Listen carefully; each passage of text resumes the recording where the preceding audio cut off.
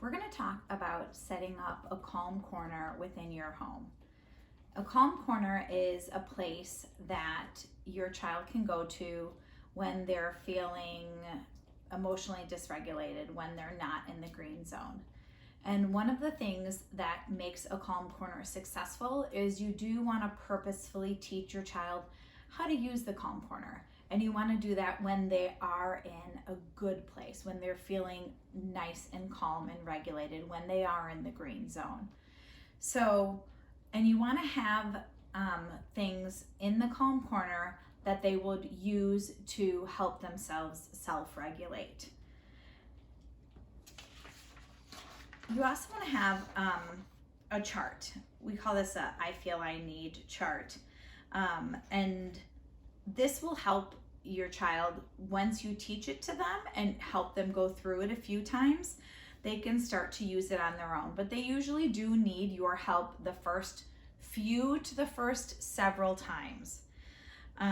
And so when they are emotionally dysregulated, you'll have them choose how they're feeling. And you'll notice there aren't green zones here because they're usually not in the green zone when they are dysregulated.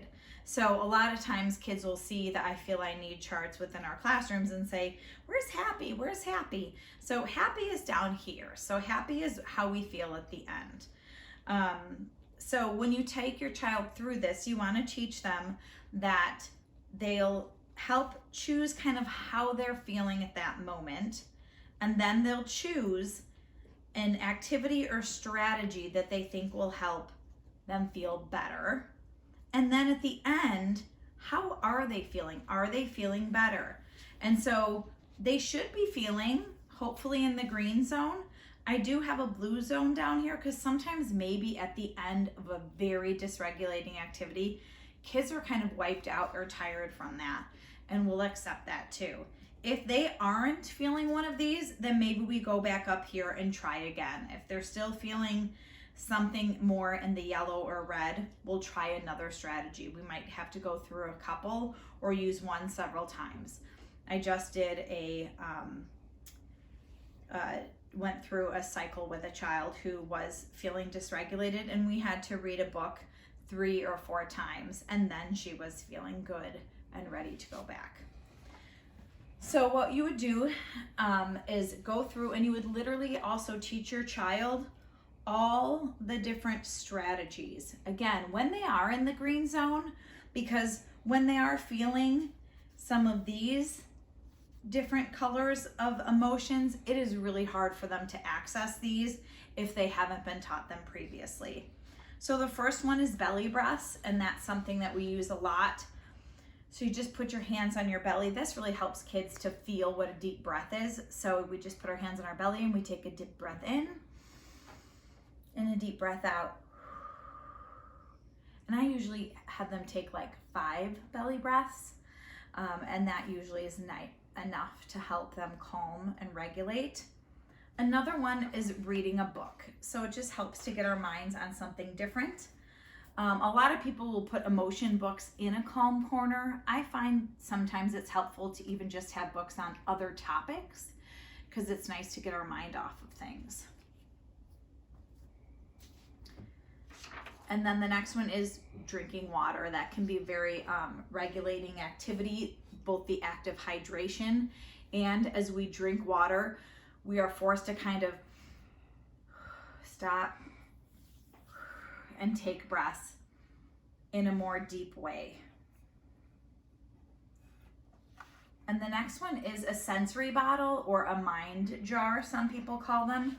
So I have in here some like different Orbeez and some glitter. You can just have glitter. Sometimes Caro syrup, if you put it in, gives it a little more viscosity and helps the glitter kind of float better. And you teach them, you shake it up really good, and that's really good when you're feeling mad or frustrated. You shake it up, and then you teach them to watch it. And as they watch the content settle,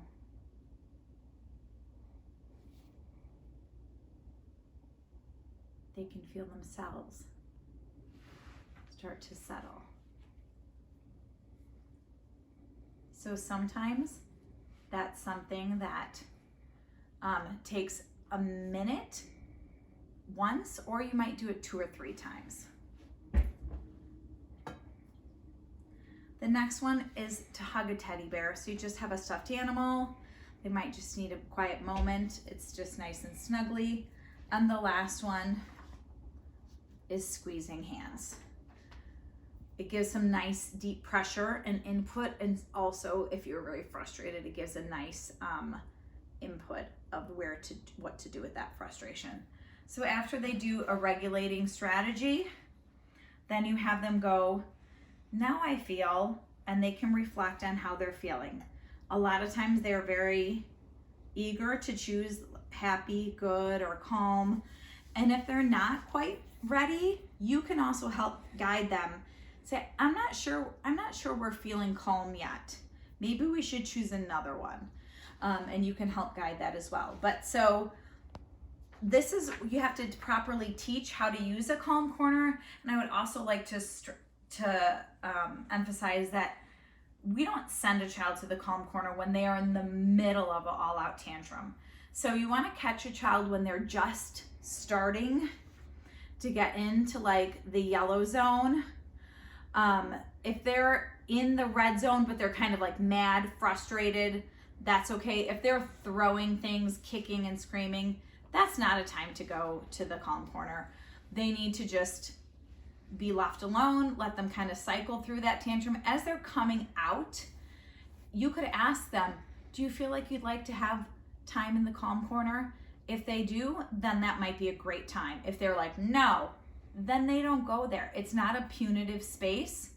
So it's something that they should want to go to. It should be a safe space for them. Having a calm corner in your house can be very regulating. Just kids knowing that they can go there whenever they want.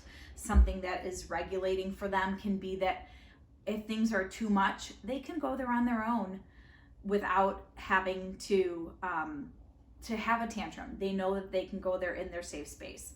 So setting up a calm corner in your house can be very simple, just putting a few tools in there and then meaningfully teaching it.